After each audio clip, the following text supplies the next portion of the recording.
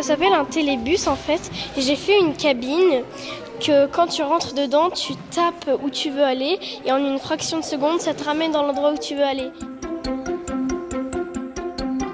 Et dès qu'un volcan entrera en éruption, il y aura un système qui se déclenchera. Il fera couler un produit pour qu'il se refroidisse et qu'il ne se sorte pas. Et il ira dans un tuyau et ça fera une énergie. Celui-ci, plusieurs sortes d'arbres qui n'existent pas encore. Ils seraient où ces arbres? Réserves naturelles, parcs nationaux, dans les villes, partout. Ouais, et les voitures, elles seront volantes comme on les voit ici, sauf que celles-là, elles se déplacent à l'énergie des pieds, voilà. À l'énergie des pieds? Oui, on pédale et après ça avance.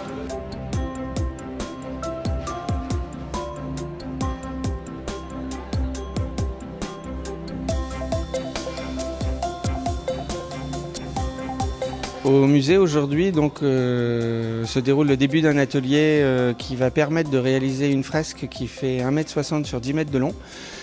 Cette fresque va en fait être une sorte de best-of des idées des enfants et des jeunes qui sont là aujourd'hui quant à la question « Comment vois-tu Saint-Quentin en 2050 ?» L'objectif est de compiler plein d'idées que pourraient avoir les jeunes sur ce que pourrait être la ville du futur, en l'occurrence notre ville, la ville de Saint-Quentin, puisque donc il va y avoir des éléments du patrimoine, des éléments reconnaissables de notre ville, et des choses probablement plus générales qui pourraient être étendues à la vie des êtres humains en 2050 en ville.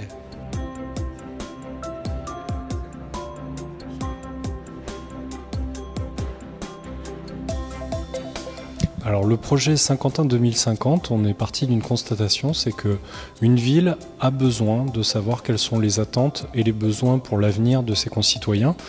Et quoi de mieux que de faire un diagnostic de tout ce qui a été fait avant, les études, les diagnostics, et surtout, et là on est là pour ça aujourd'hui, faire une consultation la plus large possible de tous les Saint-Quentinois, de tous les âges et de toutes les professions.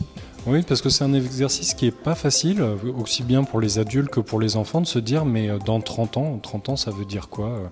Les iPhones n'existaient pas, Airbnb n'existait pas, plein de choses n'existaient pas il y a même 10 ans. Donc pour les enfants c'est encore plus dur, mais c'est ceux pour lesquels c'est le plus facile d'avoir quelque chose de complètement débridé et livré à leur imagination.